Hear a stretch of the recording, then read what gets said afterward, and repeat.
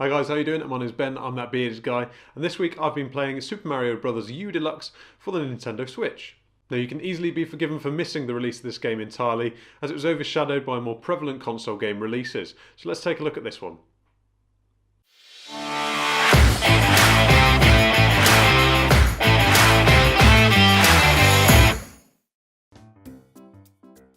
The original game was released for the Wii U back in 2012 and became one of the console's best-selling titles, but now it's had a refresh as well as a few additions for release on the Nintendo Switch. Mario, Luigi, Toad and Nabbit are all playable characters in this PEGI 3 platform action-adventure, as well as a new character Toadette making her debut. It's evident a lot of thought has gone into making this game appealing for every member of the family, with gameplay that can be optimised for younger players. Characters Nabbit and Toadette offer easier gameplay and are less prone to skidding, so players wanting more of a challenge can opt to play as Mario, Luigi or Toad. You can also get help with those levels that you get stuck on by watching the tutorial videos or using the Super Guide option, which will demonstrate how to tackle the level or even complete it for you. There are a number of game modes available, including Story Mode, which features plenty of side games to gain power-ups, as well as a new Super Luigi U. You can also play with up to 4 other local players, but I've yet to try that option as I'm limited by my Joy-Con controller to just 2. In addition to the story mode, there are some challenges available which you can play with your Mii.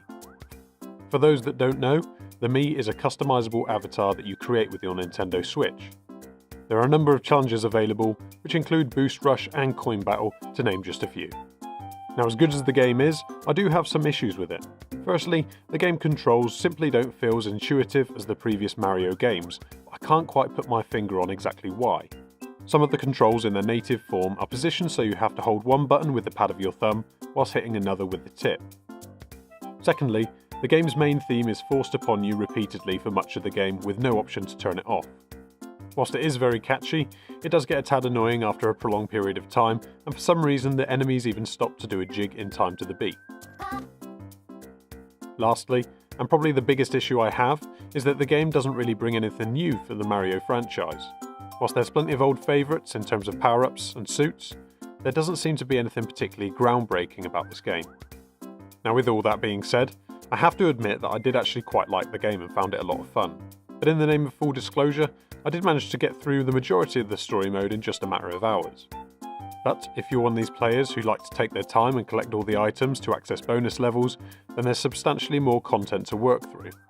I do also like how accessible it is for all types of players, and the multiplayer allows you to play together without feeling like you're being restricted by the other player. So if you're a Mario fan or into platform adventures, then this might be one for you.